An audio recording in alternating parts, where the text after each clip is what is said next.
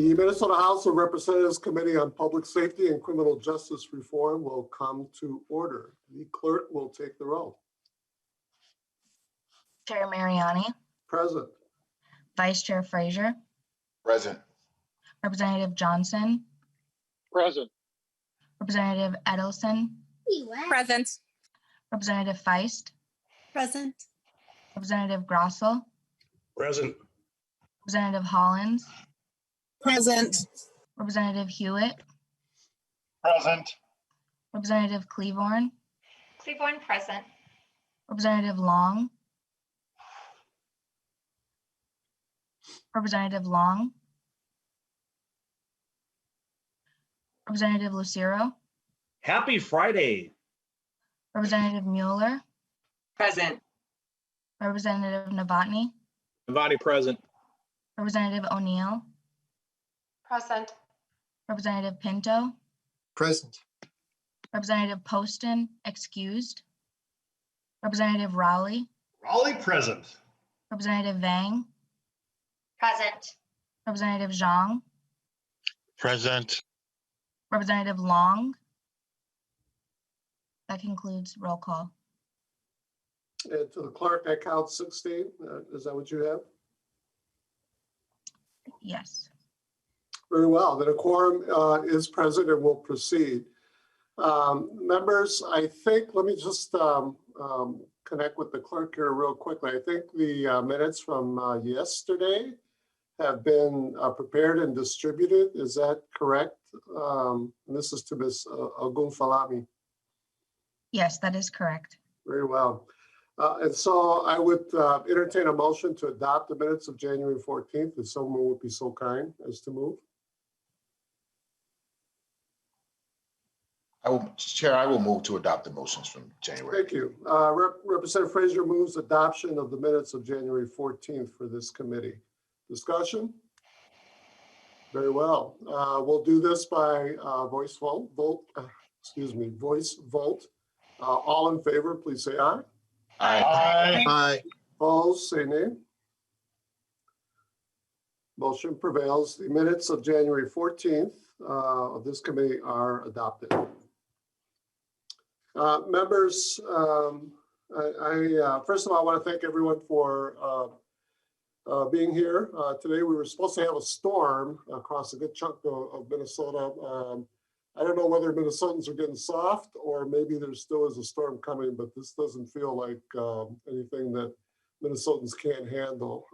Nonetheless, I do appreciate that some of you may have driven on slick roads to get to a place where you can join here virtually. And by the way, I've got to do this disclaimer. This hearing is being conducted remotely on an electronic platform pursuant to Minnesota House Rule 10.01, Emergency House Operations in response to the COVID-19 infectious disease pandemic requiring public health exercise of social distancing. The public can view House Rule 10.01 on the Minnesota website. The public can also please come to the committee webpage at our Minnesota House website for instructions on how to participate in public testimony, as well as instructions on how to view these proceedings streaming online. Members, what I wanted to say quickly is that yet again this morning I awoke to a constant reminder of the importance of and the centrality of public safety to our individual well-being, but also to the well-being of our society and our system of government. And so my sort of Friday quick message of affirming your affirmation of the importance of the work that we are to undertake, that we are undertaking in this committee. It's going to require some hard work. It's going to require us consistently participating and being present, doing our work efficiently, debating certainly tough and honestly, but simultaneously moving our work forward. Today's proceedings are, again, simple as they were yesterday in terms of what we'll be doing. We won't be taking any motions, but in keeping with the custom of our body, we're generally the first few weeks of committee hearings are taken up by overviews of the departments and governmental instruments that, in this case, deliver public safety and corrections, to receive overviews of those, as well as overviews of broad issues that are currently pressing for us. So with that, members, we're going to have two presentations today. We're going to have an overview of the Department of Corrections, and followed by a discussion. Then we will have an overview of Minnesota's probation delivery system, our three-tier system, also followed with discussion. And the way I've scheduled this for us today, members, is to have 20 minutes of presentation, followed by 20 minutes of discussion, and then repeat that with the second presentation. If we go over with the need to have questions on the first one, we'll just kick that over to the end of the agenda, pretty much as we did yesterday with Representative O'Neill's question that we came back to at the end of the day, or the end of the hearing, relative to the first part. So members, with that, I'm going to ask the Commissioner of the Department of Corrections to come forward. I believe there's a PowerPoint presentation. What I would ask is, once the PowerPoint is done, if we can blink that off so that members can then view one another and testifiers, because presentations dominate the screen, I would greatly appreciate it. But with that, members, I welcome Commissioner Paul Schnell to our committee. Commissioner. Good morning, Mr. Chair, members. Thank you. It's great to be here. It's good to see many of you, at least virtually, and to see and meet virtually some of the new members to the committee. We're going to walk through an overview of the agency pretty quickly.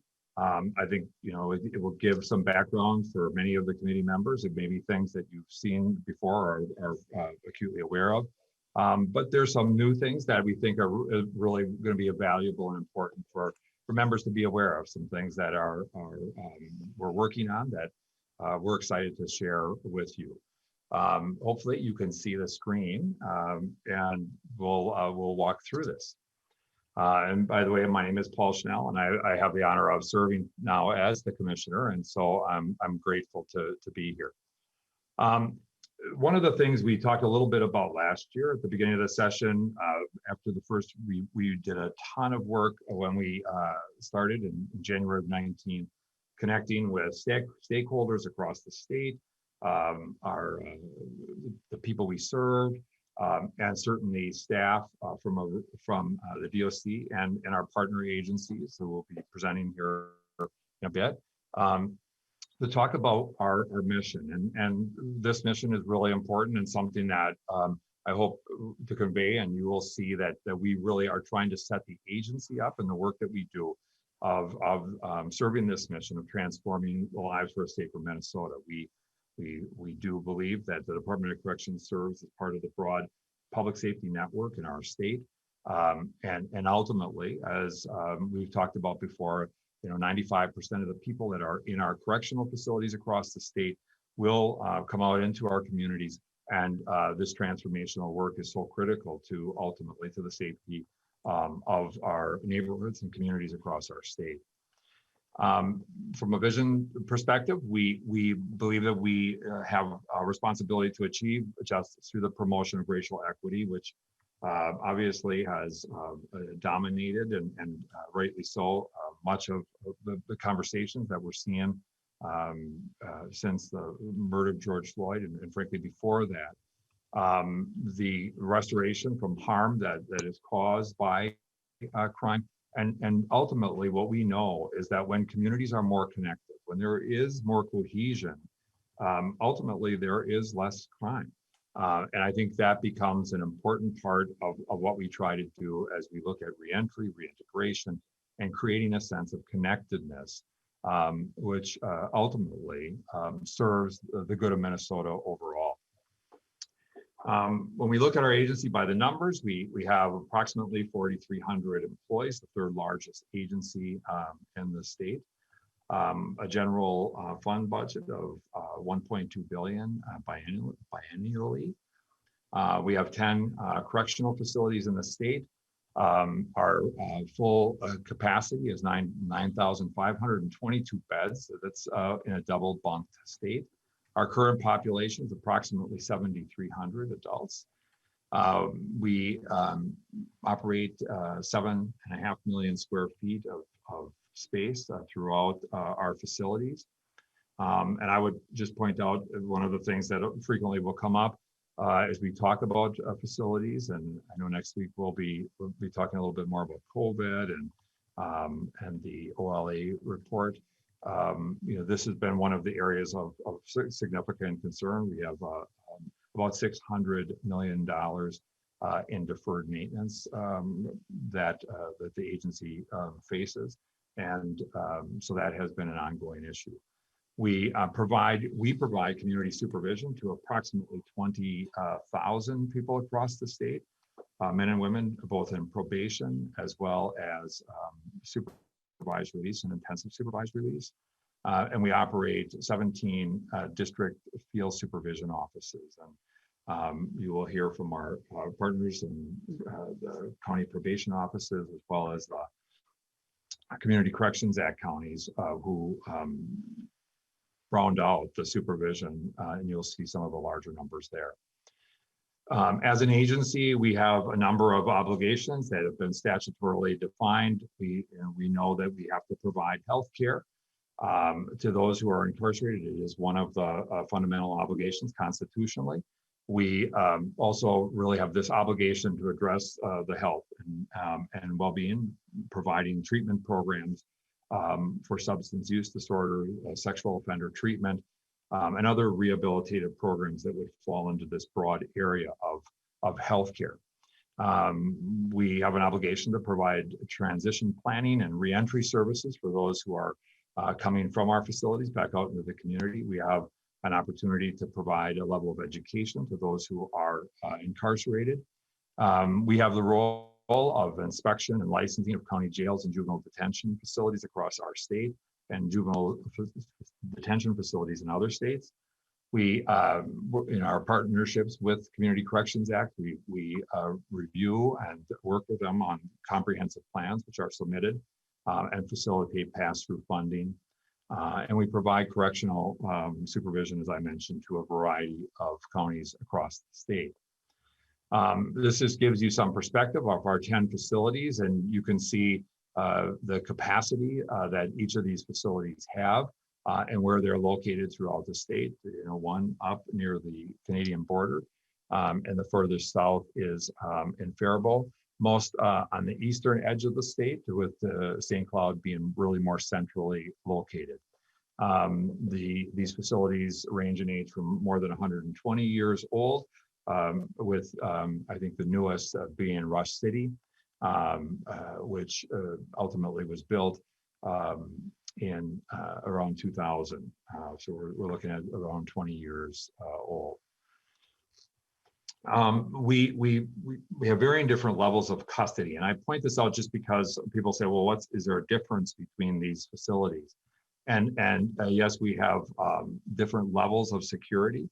And I'll start with 5 first. We have one level 5, which is our maximum custody, max level custody or security facility at Oak Park Heights.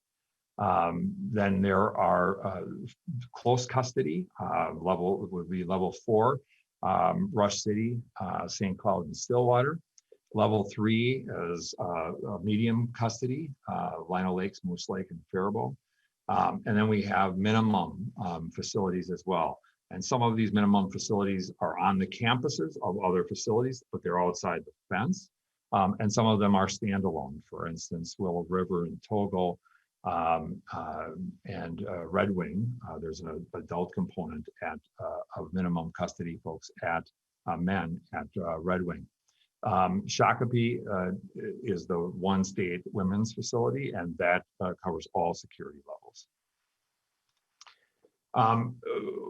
population, and I know we'll have some conversations next week in our COVID response, but I think this is a really important chart for us to look at. You know, we can look back, July of 2000, our state population was about 6,200, just shy of 6,300 men and women were in state correctional facilities.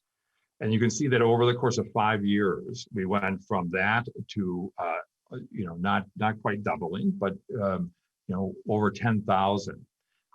And since that time, we've seen these numbers come down, and you can see that line of our capacity, again, assuming double bunking, that where we've had to procure or lease or get jail beds in other counties. And we sometimes have to do that anyway in terms of moving people around as we may face different issues in our facilities, or depending upon a custody level, we don't have capacity in some of our medium or close, or obviously Oak Park, the highest level, where we would use county jails to take some of that pressure off. And now we're at about 7,300 in our population, and some of that largely due to the courts being impacted by COVID. Minnesota has the fourth lowest incarceration rate in the nation, but we're the fifth highest in supervision in our country. About 7,200 people on community supervision, and there will be a presentation on this immediately following this. About 100,000 adults and youth are on probation or supervision status statewide, and there are 3 delivery systems, which the STEAM panel will talk about afterward. I think this really leads to, so that gives you just a sense of the background. And I want to walk through kind of where we sit and what our strategic plan is, that all this work that was done, and really it comes out of and informed by both the information that we receive from staff, and partners, and impacted people throughout the system, but as well, we also relied on information that came from studies, research, as well as like the OLA safety report that I believe will be discussed in a hearing next week.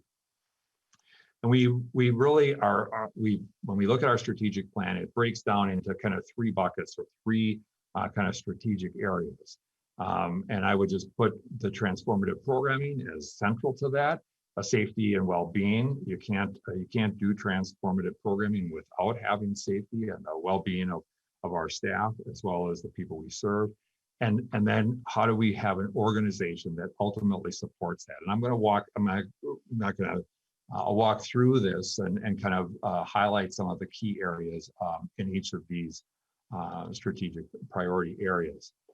As it relates to transformative programming, we have really put in place a system where we want to engage both public as well as system stakeholders in the creation of our programs and policies. Ultimately, we know that the average person comes into a Minnesota prison for about 31 months. And so that's the typical, if you look at it from an average standpoint, person that comes in. And we want to make sure that during that time that we really have and provide the best intervention services, transformative services that we can offer, because that is a benefit to our communities. And we believe and know that has to be informed by a range of our stakeholders. We want to and need to use evidence-based practices, and we have a variety of goals for doing this. We want to make sure that we're looking at the engagement of community-based programs, increasing our technical and college training by 400% is one of our goals, and that really was aided by recent federal action on Pell funding that now becomes available to people who are incarcerated. And these things ultimately will help to provide that transformation and drive success when people go back into the communities. We also have some goals around looking at reductions of readmissions to the facilities, which, as we've talked about in the past, becomes a huge burden on the system. In the safety and well-being area, as you know, we have to work on the management of COVID, and that will be with us for some time. I know we'll be talking about that in more detail next week. But ultimately, we want to make sure that we have safe environments, and those safe environments have to be for our staff who come in every day, and I'm really proud of who, despite this pandemic and despite some of the massive outbreaks that we've had in our facilities, have come in every day and done their job, incredibly well under those circumstances. We have to have the safety of the incarcerated population. You can't engage people in transformational work without having a safe environment. We have to recognize the fact that we have an obligation to the people who have been impacted by crime, the survivors, the victims, and that becomes important. And we also need to make sure that there is safety for our staff as well as the people out in supervision. Again, there's very little hope in environments where there is not safety. We are prioritizing a better workplace culture, which has been identified as the OLA as an important objective, looking at onboarding culture and creating a culture of well-being among our staff, and providing resources and training to our staff and working with partners, because ultimately, if we can reduce victimization, it's a lofty goal and perhaps impossible, but we have to set a vision toward zero re-victimization of the people we serve. And that has to be our goal. And obviously we need to provide healthcare that addresses the acute needs of people, but really is focused on their health. We want people, when they go back, to be in a position where they are in the most stable position they can be, whether it's from a medical or health standpoint, as well as a recovery standpoint. And then finally, I want to just highlight this agency reorganization. And one of the things that we saw, and I think some of this really came out of OLA, some of this was certainly things that we saw as over the last 2 years. And I would also say that as we face some financial challenges, you may know that MNCOR had some challenges with the impact of COVID. And as a result, their revenues are down. They fund some educational program and they fund some other reentry services. And we ultimately had to make some reductions in staffing here. And really what some of these things started to have us do was question, are there ways that we can reduce siloing, improve our communication across the agency, maximize cross-unit collaboration, improve oversight, and reduce costs? And we believe that some of the ways we're organizing can and will do that. We have implemented an agency research and performance measurement system and unit that ultimately will provide both public and internal transparency. We will look to build public-facing dashboards that people can access, very similar to what people have seen in our COVID response website, which is updated regularly and people can see exactly what's happening. We want to shift the way we use our resources. Right now, a person comes into prison, it's generally, they're going to receive a lot of the core treatment services and those sorts of things immediately prior to their release. In talking with people and talking with experts across the nation and looking at the research, we believe it's important to front end load that stuff. And we have teams that are working today to think about how we bring people in, how we develop person-centered, individualized plans with the goal of transformation. We are looking at really doing these teams that are focused on achieving results that we can measure, and servant leadership becomes one of our goals. I'm not going to go into the depth of this, but we believe what's important. One of our shifts is taking a person-centered approach. We can't treat everybody who comes into the system the same. We have to recognize that there are different risk factors that they may have, different needs that they may have. They may themselves have been childhood victims of adverse experiences. Many of our people are. And so we have to be in a position where we understand and address those needs if we expect them to go back into the community and do well. We ultimately are looking at this shift toward a person-centered approach that really does comprehensive assessment, a wraparound multidisciplinary team of healthcare, behavioral health, and others to be able to address both risk and needs and help navigate the services that the DOC can provide. And ultimately, our partners in the supervision front, either our agents or agents of the community corrections act counties, would then do that on the community level as people go back out. And then we change, again, our programming to address that. And so I wanted to share with you and just introduce some of the people who are leading these areas and just talk about what's in them. Just organizationally, we are set up really funded in 3 basic program buckets. One is operations. It covers just a lot of the more administrative functions. A large chunk goes into facilities, and then the third is the community services and the pass-through funding that goes to the county. This is what the new organization chart, and while it looks complicated, I just want to point out that research and planning and organizational performance, that is something that we want to cover the entirety of the agency, because we think it's important that, one, as the OLA said, that we're making decisions about what we do and how we do it based on good data. And ultimately, we have an obligation to you as elected leaders in this state, as well as the public, to make sure that we're achieving and delivering the kinds of results that are necessary. And then we broke out what we're calling service clusters, and that's organizational, regulatory, facility safety and security, health recovery and programming unit, this person-centered planning unit, which handles orientation, assessment, and program planning. And then they help navigate that person through their time in our facilities. And then that connects directly with this reintegration and restorative services unit, formerly known as community services, which is the community supervision and the range of services that go along with that, along with reentry and so forth. So this just gives you a sense of the perspective of how it is that we're envisioning services. We make sure that we break down the siloing of some of the business units that fall under these service clusters, so that there is much higher levels of accountability as well as awareness of what's happening, and that those services become integrated ultimately for the benefit of the people we serve, and that we're delivering the best product that we can for Minnesota, and doing that as wisely as we can. That pic, I was not going to have that picture in there, but somebody made me put that in there. But that was me.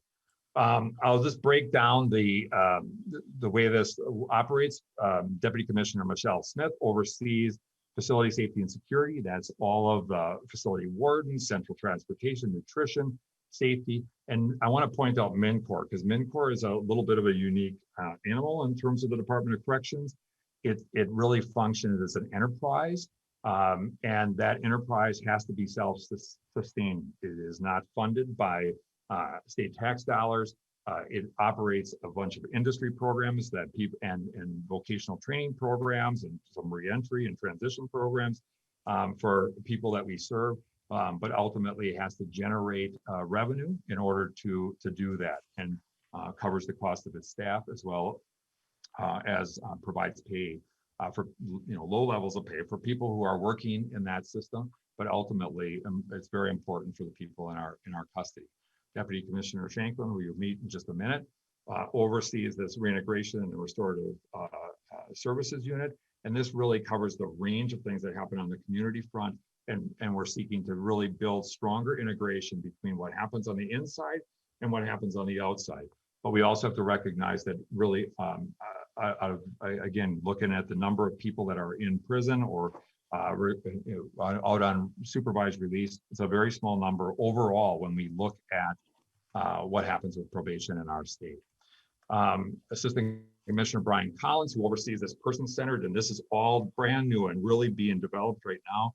We're working across the DOC to really develop and refine what this looks like. And our plan is to have this in full-scale operation later this fall. And all we're doing, this is not requiring new resources. What we're doing is shifting resources and using resources to accomplish these objectives and putting that at the front end versus the back. Nan Larson, who's now an assistant commissioner, who oversees the health recovery and programming units. She has been with the DOC for a long time, oversaw the healthcare services. But we really felt that you can't talk about health and well-being without talking about the whole person. And so putting programs together so that there is integration, so that we think about how we deliver them and get people what they need as they're with us. Whoops. Assistant Commissioner Marcus Smith, who really oversees this organizational and regulatory services. This is all of the kind of internal facing stuff in many cases, but it also includes some of the really important things like jail inspection and enforcement, our sentence and administration unit, HR, IT, and the Office of Professional Accountability, which was something that we put in place since we've been here, and something that the OLA really talked about. In addition, victim services, and a variety of other functions that the agency has. And then this research, planning, and organizational performance unit, that long one that covered the whole agency. Daniel Karpowitz is the assistant commissioner, and he oversees that unit, and they are into every operation within this agency. And so there is a massive amount of work being done by this unit, and trying to decide, what are the measures that become so important, that from an accountability standpoint, as well as from an outcome standpoint. So they are working on that, and there's a lot going on. And again, they are really a part of how do we make sure that we're doing good assessment of people as they come into our system, so we know what the risks and needs are, and what kind of services that we can provide that they will be responsive to.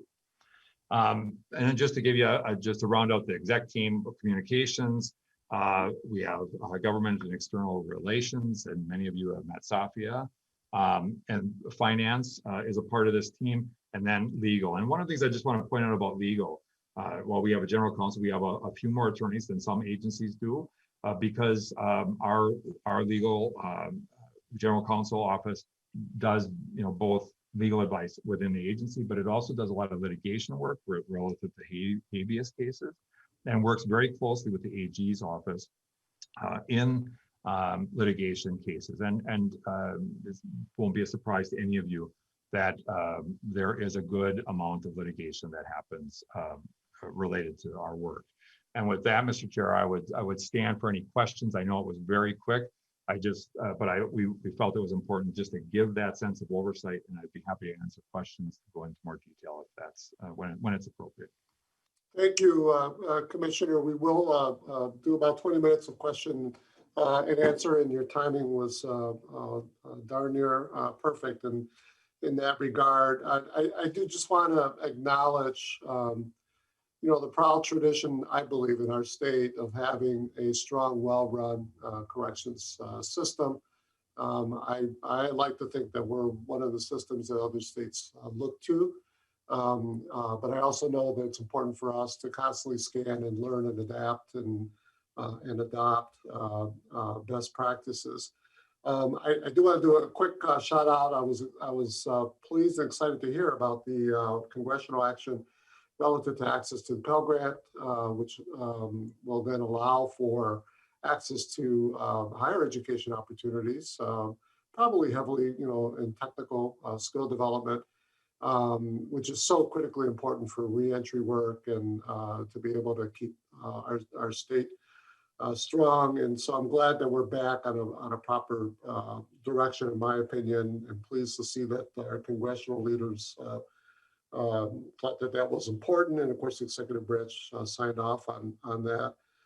Just a very quick question, and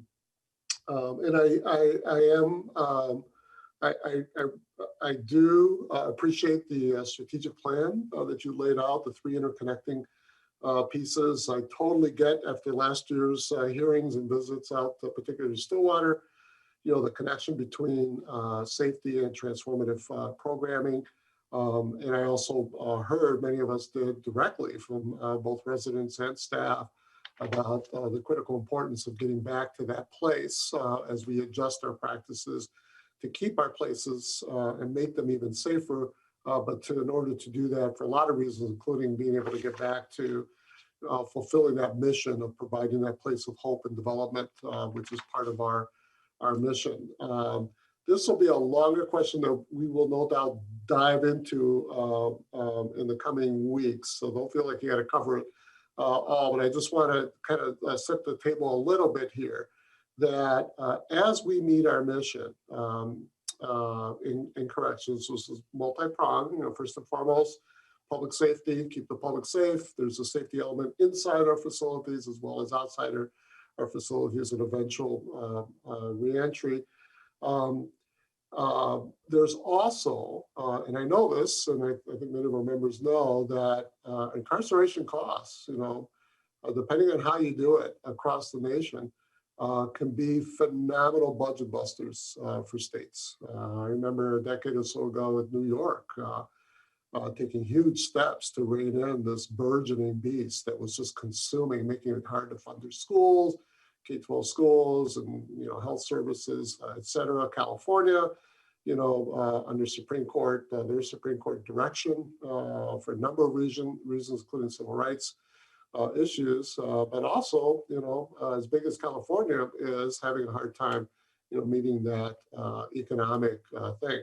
So, and again, not a deep thing, but it does seem to me that you would have hope that the strategic planning department, particularly as you shape out this person-centered approach, will one, accomplish good things relative to our mission, but hopefully accomplish it in such a way where there are actual cost benefits, cost savings, and hopefully, quite frankly, in my opinion, cost redirection or expense redirection. And I just want to check quickly.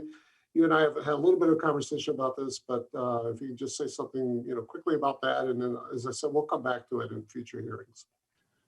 Mr. Chair, thank you. I would just say yes. We believe, and I think there's ample evidence. And frankly, this is not a partisan issue. We're seeing some of the largest kind of philanthropic organizations, conservative philanthropic organizations, that really are wrapping around the fact that this is not a system that can be maintained, that there are mechanisms of being able to have safety and accountability without massive growth and incarceration and the costs related to that.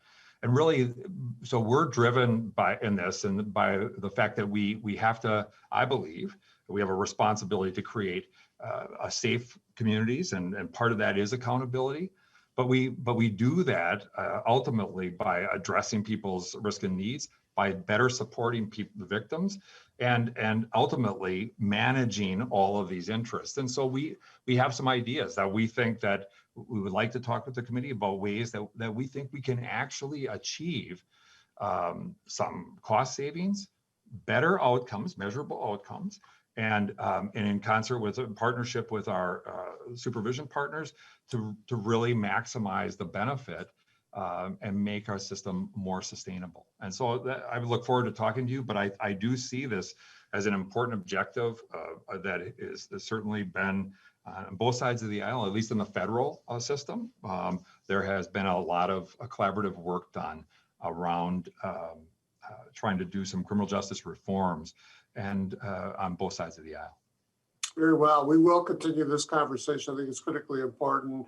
I do want to re-highlight part of your response, which is that whatever system, I'm paraphrasing, involves working to help move forward and meet the needs of our residents in our facilities and the victims of their past crimes and injustices. And I think it's just critically important that we not lose sight of the importance of meeting that whole community need, yes, and making sure we're always naming our victims as well. So thank you very much. With that, we have a couple of questions. I have Representative Long. Thank you, Mr. Chair. Thank you so much for the presentation, Commissioner Schnell. I was particularly impressed with your content around the person-centered approach strategy, and I think that's the right direction. And it seems like in making a shift of that type in an organization as large and complex as the Department of Corrections, that there are inevitably challenges. And I'm interested to know what have been some of the challenges that you all have faced in making that pivot, And are there ways that the legislature can help you all in achieving those goals? Commissioner Snell. Chair Mariani, Representative Long, I think, this is a massive shift. We're really turning the entire way that we have delivered services. In the past, what would happen, there were certainly assessment that happened when people came in, but that assessment really focused on medical education, substance use, mental health screening, and that was pretty much it. And yet we know that people, all of us, are so much more than that. And I think ultimately it's what are the support systems that they have? How do we engage with them early? How do we, from day one, how do we think with the end in mind? How do we make sure that when we have people coming into our facilities, or frankly, they get put on probation, that we're thinking about ultimately the end is a person who is more deeply integrated in their community and somebody who's contributing versus taking, and ultimately this becomes part of the objective, whether it's in the probation system or in the prison system.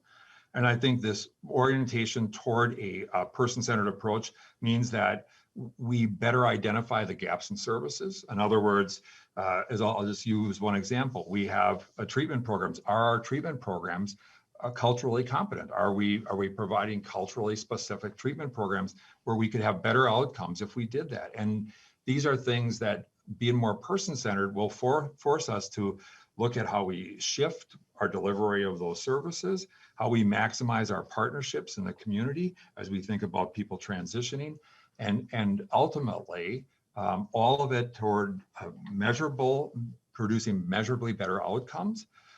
And doing that in the most efficient and using the kind of the best stewardship of public resources we possibly can.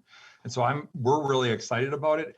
It's tough because we have people that we're doing and providing services to people more at the back end today, and making that shift is something we have to be very thoughtful about how we do that. And oftentimes, as we've talked about before, churn in our system, those people who come in for very short periods of time, we spend a lot of time, energy, and effort on them, and oftentimes are not able to provide intervention services because of their short time. Now, we're looking at, as part of this, of developing more comprehensive community-based plans in concert with supervision people, because and community services, because ultimately the good planning will result in better outcomes. So the biggest challenge is making that shift, front end loading, and then having, we're even thinking about things. I think it's very interesting. What's it like for a person coming into prison the first time? And we're asking them to share with us about adverse childhood experiences and those sorts of things. And in order to have people trust that that system is going to be responsive to addressing those kinds of things, we have to create environments that say this is important. We want to make sure that there is acknowledgement of the people who've been harmed by the, and that the people who come to the system recognize that and try as they can, and part of maybe living the best. Ultimately, the shift is active happening, and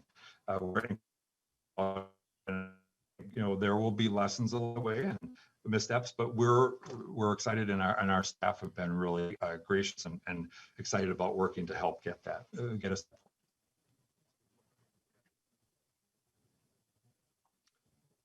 Thank you, Commissioner. You froze up here. We lost some of that, but we actually, I think we got the gist of it. Thank you for that. I'm going to move on. Thank you, Representative Long. I'm going to move on to Representative Edelson. And hopefully, by the time you pose your question, we'll have the commissioner back here.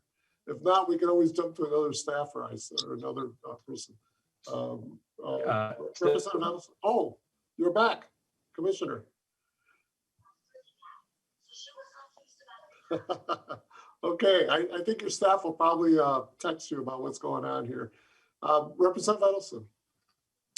Thank you, Chair. I want to thank the commissioner for being here today and for what he's saying in terms of addressing short stay. My question actually has to do with that in terms of technical violations. Looking at not people that are coming back to prison because they committed a new crime, but because they violated the term of their release. I'm curious how much we're seeing that in the state of Minnesota. I want to know, if so, what are we doing about it? Because I think we know the collateral consequences of such going back to prison in this instance for a technical violation results in loss of unemployment, loss of housing, loss of transportation. So it costs our society and our state a great deal. So I'm wondering what that picture looks like. We talked about it a little bit in the last term and would love to hear the commissioner address that again. Yeah, no, thank you for the question. Let's see if the commissioner is able to. Yeah, Mr. Chair, can you hear me? Yes. Okay, I'm going to stop my video because that may help a little bit. Yep. Hopefully, we are.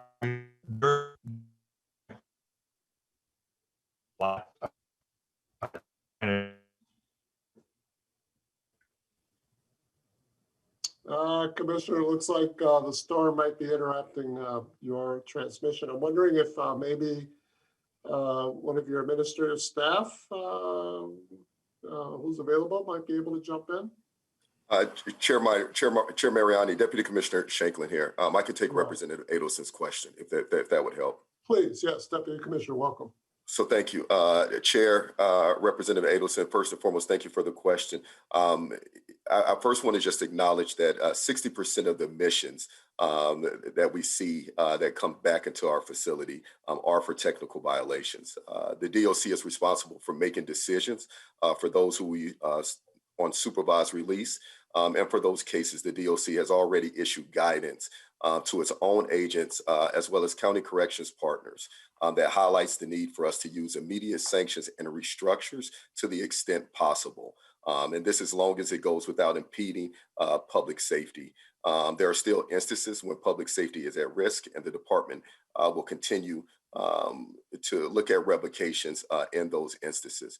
I think it's important to also point out there's been a number of other different strategies. While we have seen a decrease in the number of overall admissions to our facilities for violations, we still see technical violations still moving at the same rate at which we're seeing new offenses. And I think that's something that the department is committed to continue to work with our other delivery system on ways in which that we can effectively address that. Because as we know, when we are able to keep people out in the community, it provides them to stay on a better track without impacting their jobs, their housing, and providing further instability that we know occurs when we have people come into the facilities unnecessarily. Good question, Representative. Thank you, Deputy Commissioner. We're almost out of time with this section. I do have a couple of questions left. I'm going to call on Representative Johnson, and then Representative O'Neill will circle back if there's still time, because I want to make sure we get to the probation percenters, but we will certainly be on that list. Minority Leader Representative Johnson. Chair Mariani, members, Commissioner Snell, I want to thank you. Hopefully you're still on, and I hope you can stay on until after the department or the next segment, because there's some issues in that one that we need to talk to you about as well. But I just want to thank you, because it's been known for years that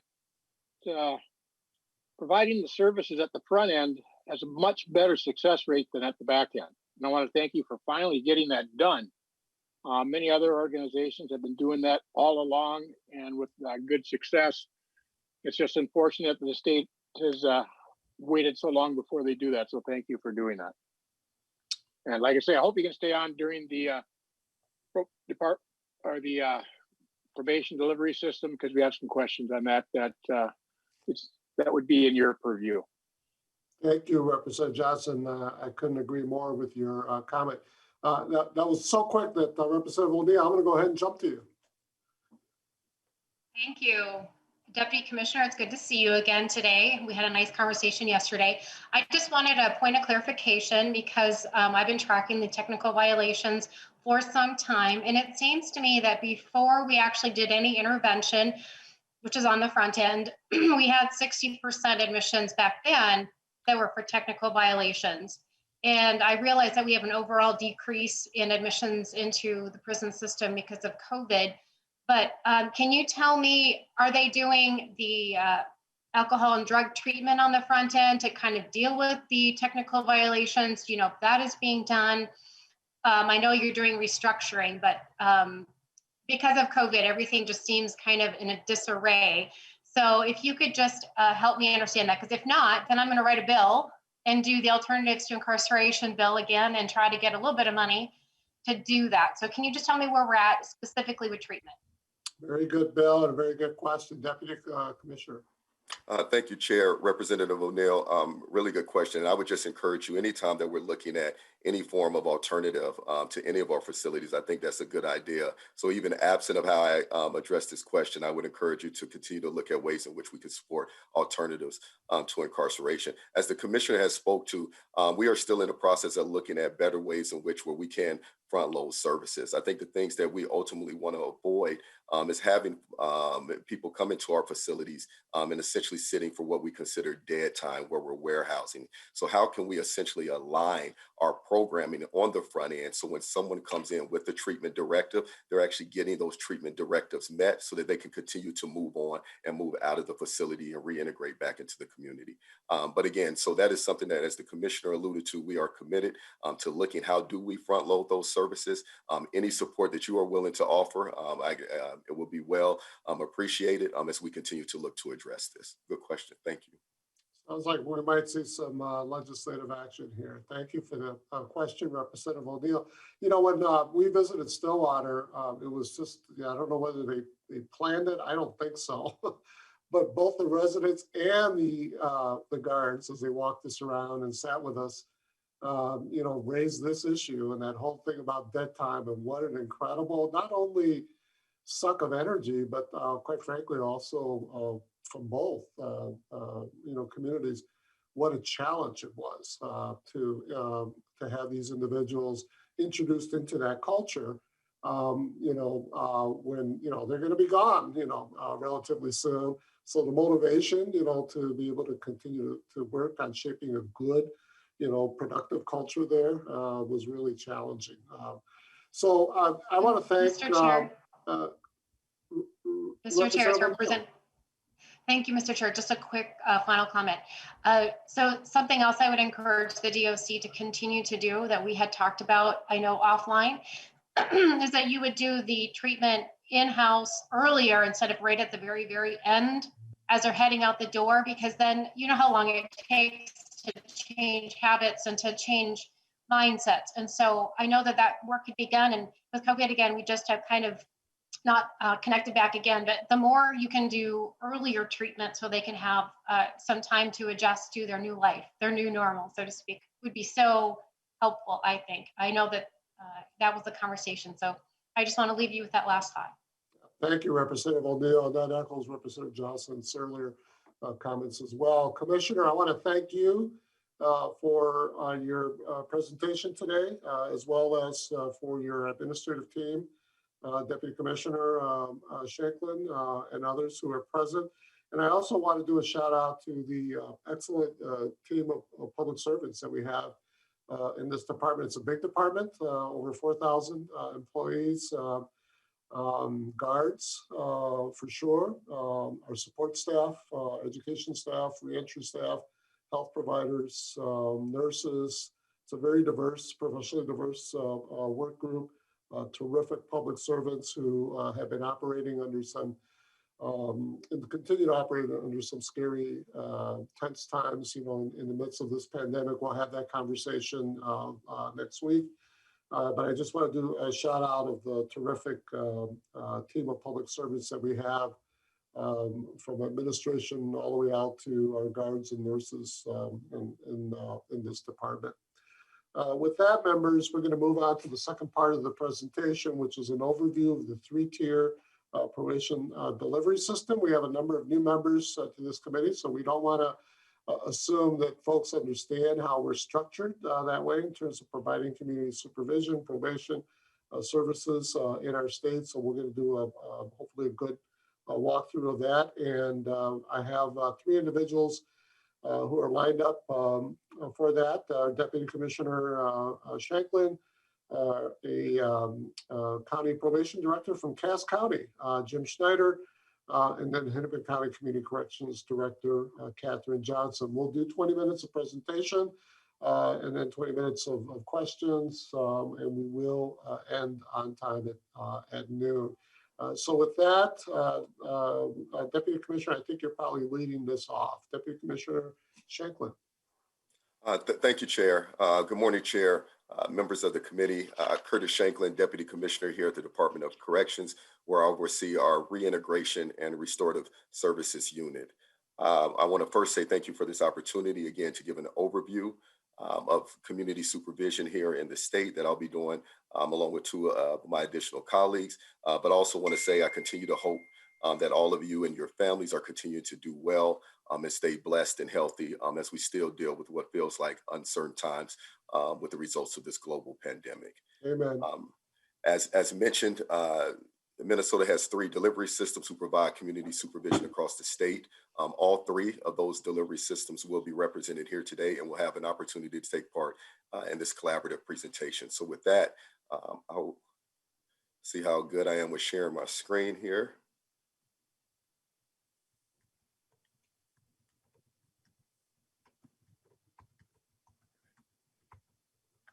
Can you see, we good to go, Chair? Is that popping up Looks correctly? good, Deputy Commissioner. All right.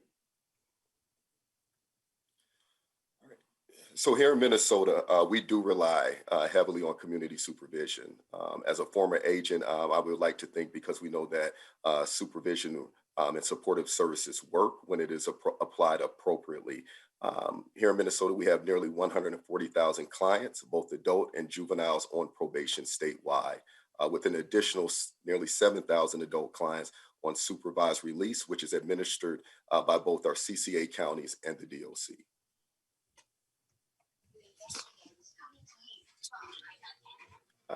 As the commissioner talked about, here in Minnesota, we do have relatively low incarceration rates. This has been true, as this slide represents, since 2016, and it's true here in present day. As the commissioner went over, we have roughly around 7,300 incarcerated women and men in our state facilities.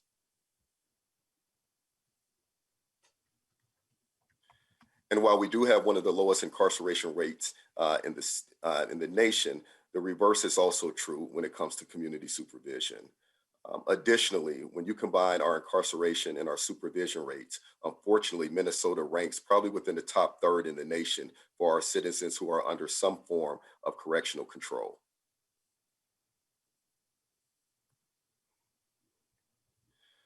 This slide right here really illuminates how our 3 delivery systems are present across the state. With our Community Corrections Act County, CCA counties represented in the green areas, providing supervision for nearly 74,000 clients across the state. Our CPO partners are represented in the orange, and they provide supervision for nearly 12,000 clients. And the DOC is shown in the blue areas, providing supervision to nearly 18,000 clients, while also providing ISR, intensive supervised release, and CIP, our challenge incarcerated program, in over 82 counties across the state.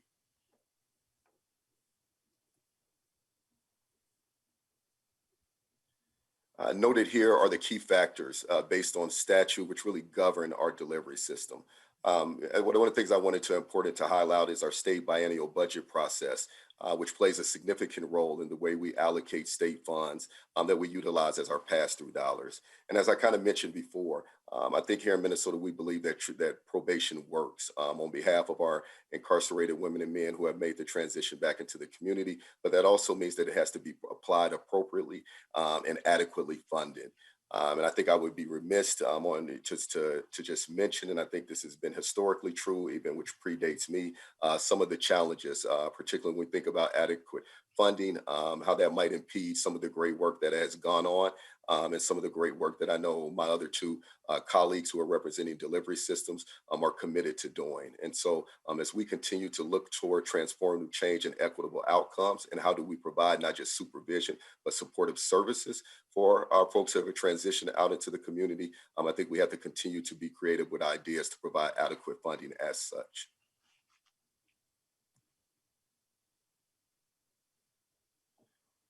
And while we do have 3 separate delivery systems, I think it is vital to put a strong emphasis on how collaboratively we work together. And that is really driven by so many of the common approaches that we have, whether that is our client approach to supervision, which really is based in using evidence-based practices here in corrections, whether it's how we collaborate with training, whether that's provided training, whether it's cross-training with my other delivery system partners, which is really inviting to all agents across the state. But more importantly, how do we collaborate together on changes involving big policies? And I think I just want to highlight to this, because this even predates myself as well, and something that we continue to build on, how all three delivery systems have come together around some big policy decisions.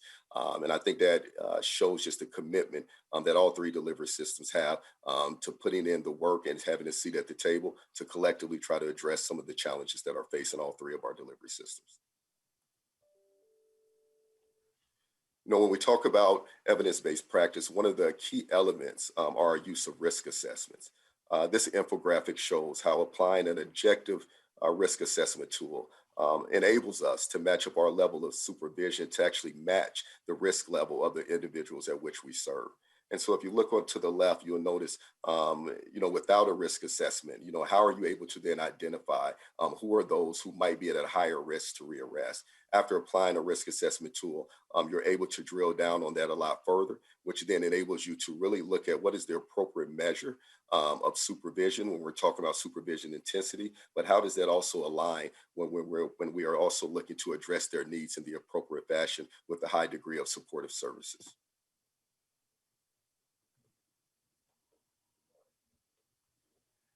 And I think it is the belief, and I think this is shared amongst my partners too as well, that community supervision is based on science. So once we know the risk factors of an individual, then we can apply three principles of evidence-based practice, which really talks about risk, need, and responsivity. So when you think of this, you can think about this as the who, what, and how. So who do we need to in fact target with a high degree of both supervision and supportive services? The what, you know, what are their criminogenic risk factors and needs? As the commissioner mentioned here at the department, when we think about through a person-centered focused approach, thinking about that person as the individual they are, that's taken again into maybe their particular background, other dynamics that might be facing, so we can really view that person as the individual that they are and really tailor our service to really try to address both that person's risk level as well as that individual's needs. And then a responsivity principle. So how do we respond accordingly to address both the risk and the needs principle? And that's using an approach, again, that is specific to that individual client when we're talking about person-centered. And that could be looking at both gender responsivity principle and providing, and also race and ethnicity when we're looking at what is appropriate programming and supportive services that are needed specific to the individual so that we can ensure that we're responding accordingly to get the equitable outcomes that we're striving to get. And with that, that wraps up my portion of this presentation. And so I will pass the baton to one of my colleagues, Mr. Schneider, who will take over from here. I'll continue to man the PowerPoint on behalf of MACPO. So with that, Jim, if you're ready, I'll turn the presentation over to you. Thank you, Deputy Commissioner. Welcome to the committee, Mr. Schneider. Please state your name for the record and let's hear your testimony. Sure. Good morning, everybody. My name is Jim Schneider. I'm the current director of the Cass County Probation Department. I'm also the current president of the Minnesota Association of County Probation Officers. Chairman Mariani, thank you again for allowing field services to come into our conversation. You've allowed us to present on a number of years, which really stimulates the conversation at a state level about what's going on in field services. So I just want to really shout out to you and the committee. Thank you. Thank you. Just real quickly, the county probation system was established back in 1959. We partner with the Department of Corrections, as the Deputy Commissioner had alluded to, where they provide felony supervision, parole service, probation, and supervised release. And county probation departments complement that by handling all juvenile cases within our counties, and then misdemeanors and gross misdemeanors. And we currently, as the Deputy Commissioner alluded to, we partner with them on 25 counties. Next slide, please. I just want to talk a little bit about our partnerships because our partnerships are really valuable to what we do. Of course, we're county probation. We're connected with our counties, with our budgets. We're connected with tribal governments for those counties that are connected within tribal governments. Cass County in particular, within our county government, has a signed memorandum of understanding that all department heads are to work with the Leech Lake Nation when it comes to commonalities that are currently going on, whether it's roads and bridges, human services, or probation. And so we're connected there. Of course, we're connected with the judiciary. We're very nimble. We're very responsive to the court's needs, and we look at current trends that are going on, and we're very nimble in that. We're connected with our communities. Our communities are very important to us, and I would say this is probably across the board within the 3 delivery systems, working with our civic organizations, our juvenile organizations, and so on. We are connected with you. We are connected with the Minnesota State Legislature. You provide appropriations for funding that comes down to counties level. So we include you when it comes to financing the things that we do. I talked about this earlier about our relationship with the Department of Corrections when it comes to supervision. And they're also the pass-through dollars when it comes to legislative appropriations. We also get federal grants, so we're connected with the federal government. So very robust, progressive counties are always looking on the line to find out funding that comes from a federal level that we can apply for, use, and really work on services within our delivery. Next slide, please. So I want to talk a little bit about the services. Curtis or the Deputy Commissioner referred to this, but we look at evidence-based practices across the board. Really, the intent is what do we do to reduce recidivism? You know, the number one approach, of course, is public safety, but public safety is enhanced by what we do in the business. You know, we're counties that provide pretrial services. We have a belief in the criminal justice continuum. And that starts from the time of the arrest to the actually discharge when somebody is discharged from probation. So we're always looking at the change factor. When can we access somebody where they can look at the change themselves and we can take advantage of them? Certainly pretrial has an old different dynamic than regular traditional probation, but believe it or not, when somebody's in jail and we meet with them the next day, they've made some promises to themselves about getting mental health services, getting CD services, and we take advantage of that to try to get them in the right direction. Diversion programs, both adult and juveniles, what we want to see happen is we want people to progress through the court system that need to be addressed through the court systems, and if there's a way we can put them through a diversion system, we'll do so. Deputy Commissioner talked about a risk needs assessment. It's really about the needs assessment that goes into the risk. So understanding where people have needs really has a tendency to lower their risk. So we work hand in hand in that. Case planning, cognitive programming, this all goes to the restorative justice practices that is proven to be effective with people to get the rehabilitation required. I put in there specialty courts because county probation, Department of Corrections, CCA counties, all look at specialty courts as having a unique approach to folks that are working with certain behaviors. There's DWI courts, there's drug courts, there's veteran courts, there's domestic violence courts, and it's really about taking all the players, the collaborative efforts, including the bench, to allow them to be part of the rehabilitative process. And I'd be remiss if I didn't talk a little bit about the COVID-19 factor that's been going on in our country. We know that this has increased the number of people on supervision, which has certainly tasked the folks that we're working with. And it's meaning the probation officers that are doing the day-to-day work. We know that we have a delay in the court processes. So we know that the next 3 or 4 to 6 to 12 months, there's going to be an influx of people coming onto field supervision. We're just preparing for that. Next slide, please.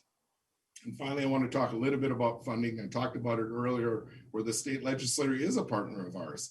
You know, reimbursements haven't been at the level for counties for 24 years. The average reimbursement is 30%. You know, in Cass County, that comes to $93,000 in a budget cycle. So what do we do about that? Well, we constantly go back to the counties and say there's been a reduction and we'd like to well, they're going to have to either supplement the budget or we're going to have to look at reduction in staff or reduction in programming. And the importance part of that is that we really want to get into the weeds with people to figure out exactly how we can help them to assist and work on their needs. Because we know if we can facilitate that, then that is the overall reduction in public safety. And finally, I just want to say, as I talked about, everything circles back to partnerships that we have within the state. I'm very proud of our partnerships, and I always want to enhance them. And so we do appreciate the relationship with our partners. Thank you. Thank you, Mr. Schneider. Very rich presentation of some degree complex, well, not complex, but some difficult decisions, particularly in terms of making sure that we're properly resourcing a vital, this vital service in our state, and the partnerships that it represents with our local and state and other community entities as well. So the third person we'll hear from then is Catherine Johnson from Hennepin County Community Corrections. And so Director Johnson. Thank you, Mr. Chair. Thank you, Chair Mariani and members for the opportunity to speak with you this morning. As Chair Mariani mentioned, I am the director for Hennepin County's Department of Community Corrections and Rehabilitation. I'm also a member of the executive committee for the Minnesota Association of Community Corrections Act Counties, or MACAC. Next slide, please. The Community Corrections Act, or CCA, was passed in 1973.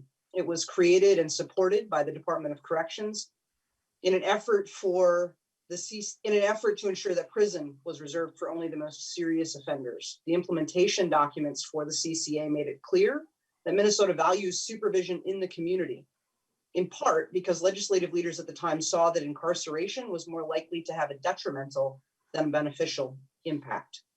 CCA is funded partially with a state subsidy that was given to incentivize counties to provide supervision at the local level. The intent of that act was for a 50-50 cost sharing between the state and the county. Community Corrections Act counties provide supervision to 71% of the adult and juvenile probation and supervised release cases in the state, which means that in collaboration with CPO counties, counties themselves provide 83% of community supervision services in the state of Minnesota. Currently, there are 34 counties who have chosen to provide services under the Community Corrections Act, with a 35th, Nicollet County, set to join the model on July 1st of 2021. One of the reasons that counties choose CCA is the ability to create innovative community programming that meets the specific needs of individual counties and the unique communities that reside in those counties. Next slide, please. As you can see, the felony probation population in Minnesota has increased significantly since 1996. In fact, in 2018, the felony population was 1.5 times greater than it was in 1996. This is while we were reducing the population in our institutions. Felony supervision in the community is resource intensive. And if resources are not adequate to provide effective evidence-based practices in community supervision, it can have a direct negative impact on prison population, client success, and community safety. Next slide, please. Community supervision is effective because it focuses on changing behavior so that clients can effectively exit the criminal justice system. In the last decade, community supervision practices have come a long way. Though agents do monitor court conditions, that is not the sole focus of the service that they provide. Next slide, please. What we know in corrections and what we believe as a state is that the most volatile and dangerous offenders need to be incarcerated. But probation is in fact the best answer to both, both economically and socially, for keeping tabs on other levels of nonviolent criminals and those who've served their time and have been released back into the community. Minnesota's spending on prisons as a percentage of general funds is the second lowest in the nation, largely because of the effectiveness of community corrections. Next slide, please. regardless of delivery system, whether it be the DOC, MACPO, or MACAC. Our purpose is consistent. It is to use evidence-based practices proven to reduce recidivism through cognitive behavioral interventions. That means that all of our agents are helping clients change their thinking and behaviors to keep them out of the criminal justice system, which improve both outcomes for our clients as well as improving community safety. And with that, I will end the MACAC portion and turn it back over to Deputy Commissioner Shanklin and also to the committee. Very well. Thank you, Ms. Johnson. Did you have any wrap-up comments, Deputy Commissioner, before we jump to questions, or can we just do that? No, Chair, I do not. Thank you, though. Okay, very well. Thank you, all three. It's hard to do justice to any of that in the 20-minute period of time. There's so many issues, questions I want to engage in and have a conversation with. We're not going to get into all of those. I was just very quick, Ms. Johnson. I was taken by the important observation that the effective work that you all do is not just focused on court conditions, and I think part of that gets at that technical violations issues. That that your real value, and you said it repeatedly, and so did your colleagues, is really about changing thinking and behavior. And it does strike me that one, that there's some level of intensiveness with that, depending on where the individual is, which requires some level of time and quality interaction. And I'm struck by just intuitively how incredibly difficult it must be to be able to be effective at this work of helping individuals to change their thinking and behavior if your caseloads are huge. And so I do worry about that.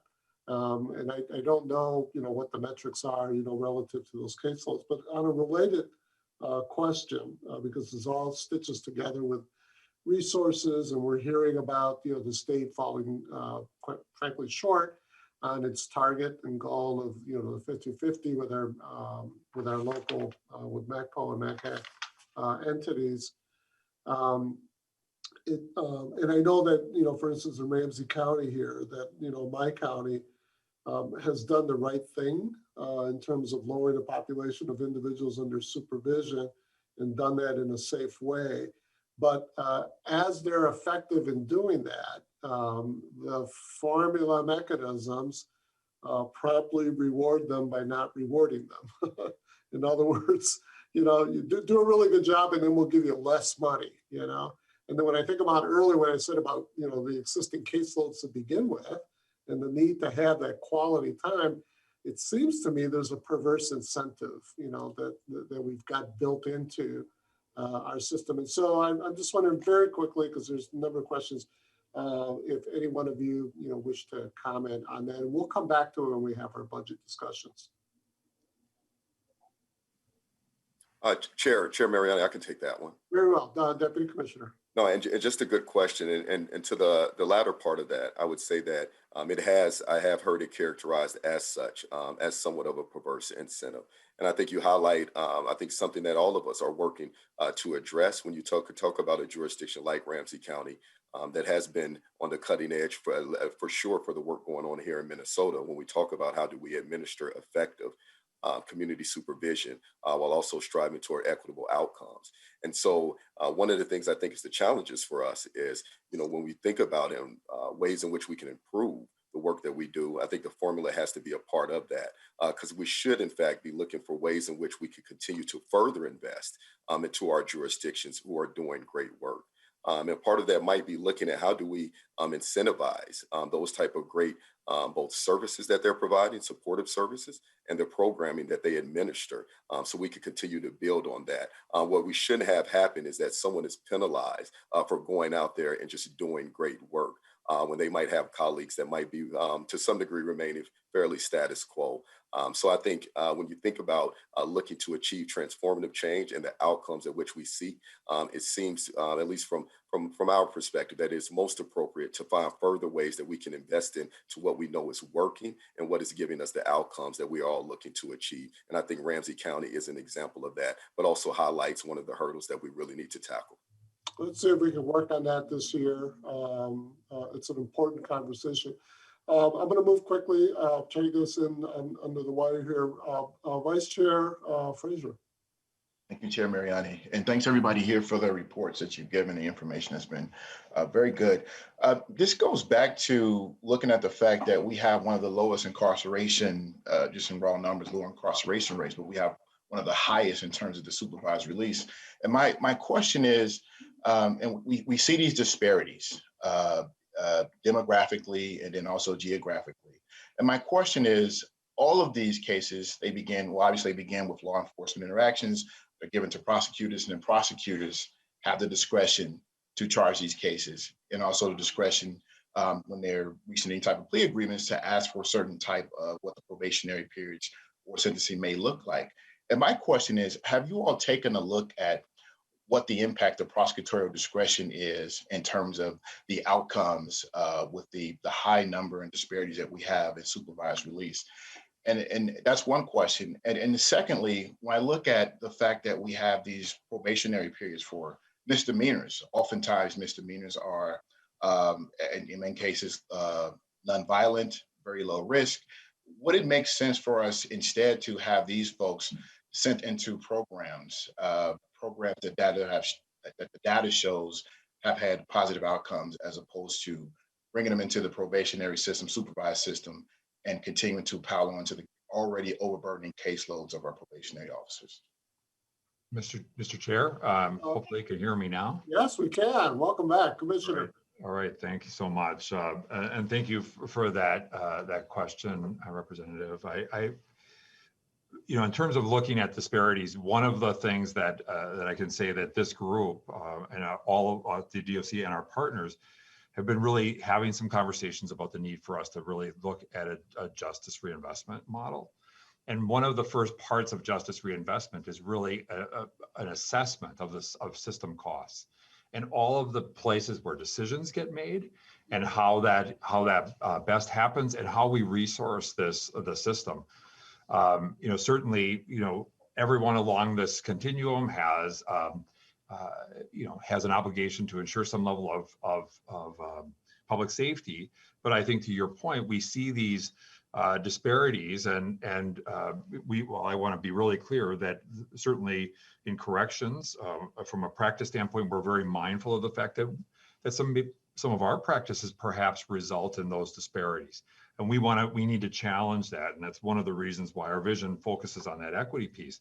And I know that in the conversations with the CCA and CPO counties, it's the same thing. When we look at things geographic as well as racial disparities, which are profound in our system, we can see that as for instance, in Indian country, people end up, when there is a violation, they oftentimes end up going back to prison at higher rates proportionally than the people that may be in the metro. And part of that is access to those community resources. So I think it speaks to the fact that as a state, we have to be really mindful and intentional about making sure that gets addressed.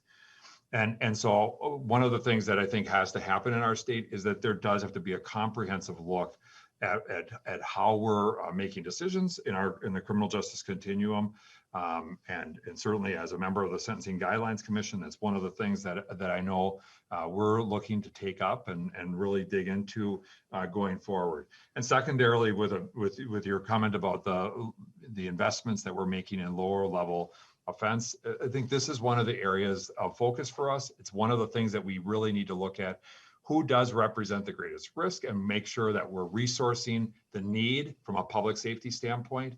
And frankly, in some instances, we would be far better off by looking at programs or using community-based partners to better support supervision of some of these lower level people. And that is happening in many cases across our state. So we're in a wholesale agreement, and we want to make sure that we're using our resources in the most effective way possible. And I think the questions you raised speak to that, as well as fair and equitable way possible. And these are things that we're invested in trying to look at. But one of the things we're going to need is a deep dive in terms of the data across the state.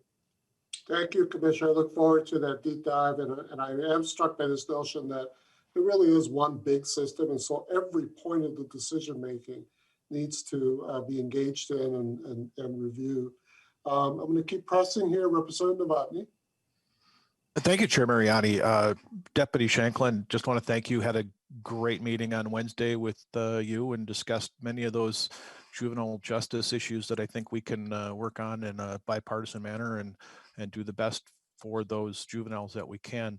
Just have one quick question. You mentioned that we have a very low incarceration rate, but we have a higher community release rate.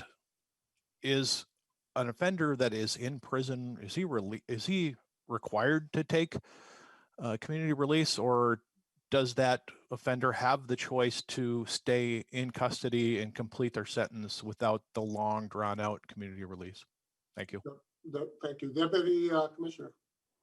Representative Chair, Representative Novotny, first and foremost, I concur. A really great meeting, and just again, I appreciate your time and your thoughtfulness during that meeting.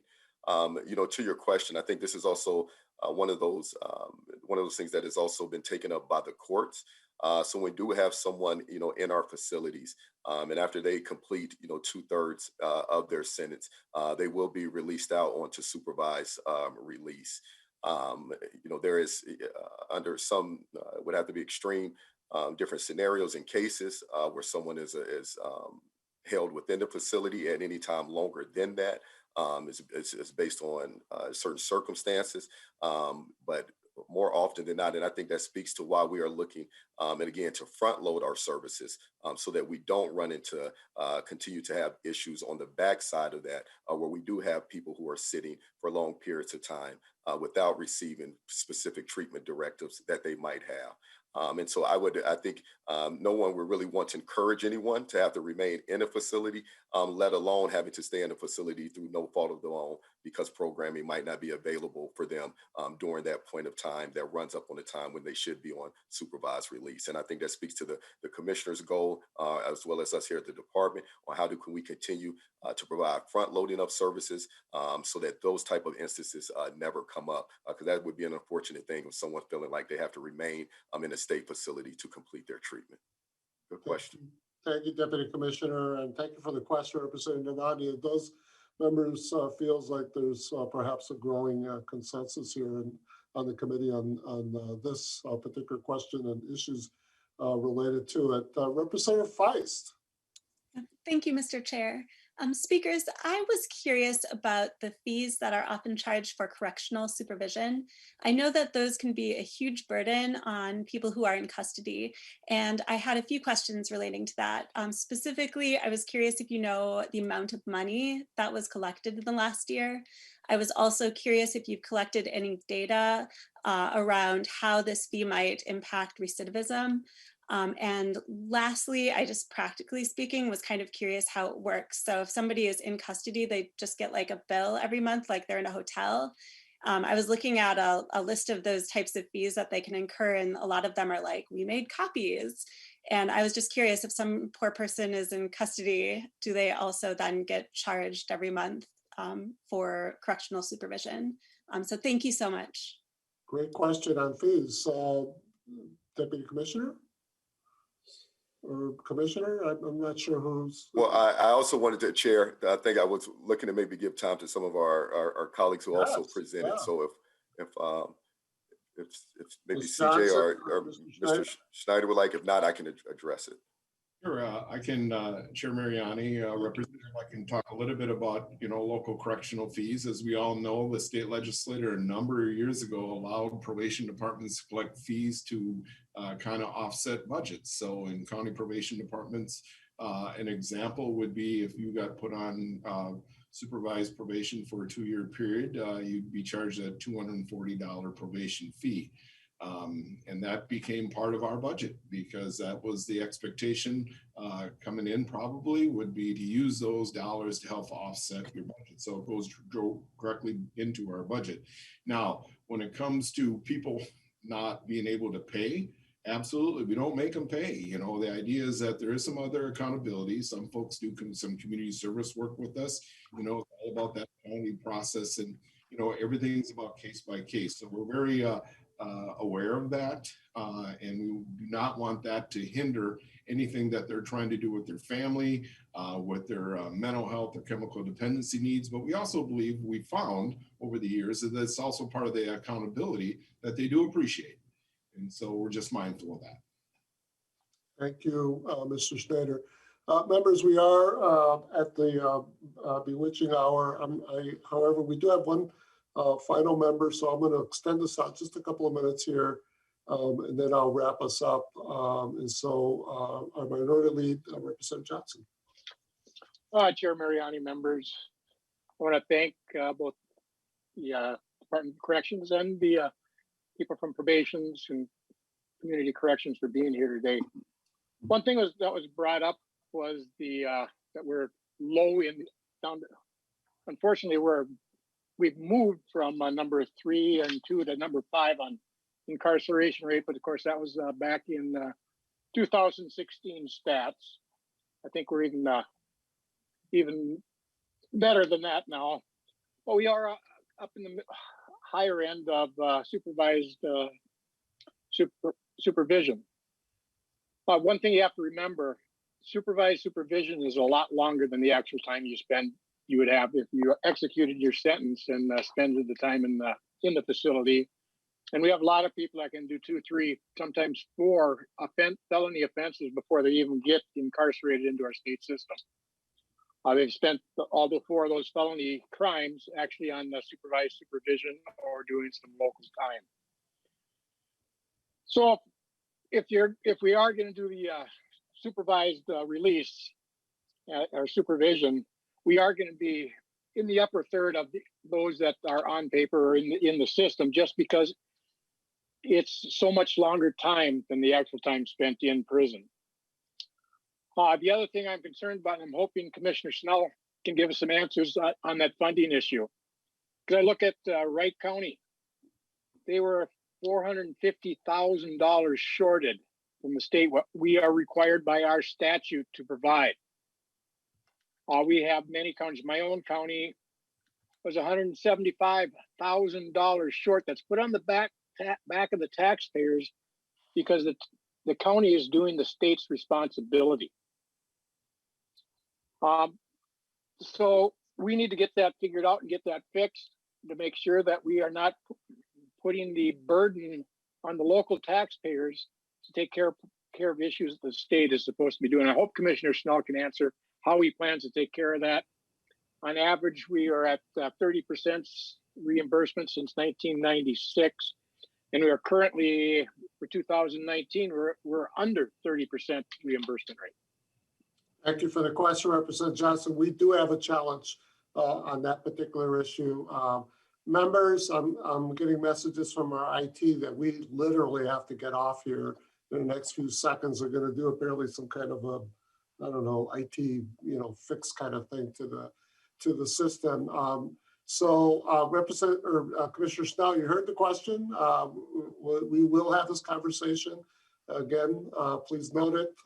And Representative Johnson, you can hold me to making sure that your question gets addressed at a future meeting. With that, members, we are scheduled again for next Tuesday. It's going to be a busy day on Tuesday because we have Monday off for Dr. King's commemoration day.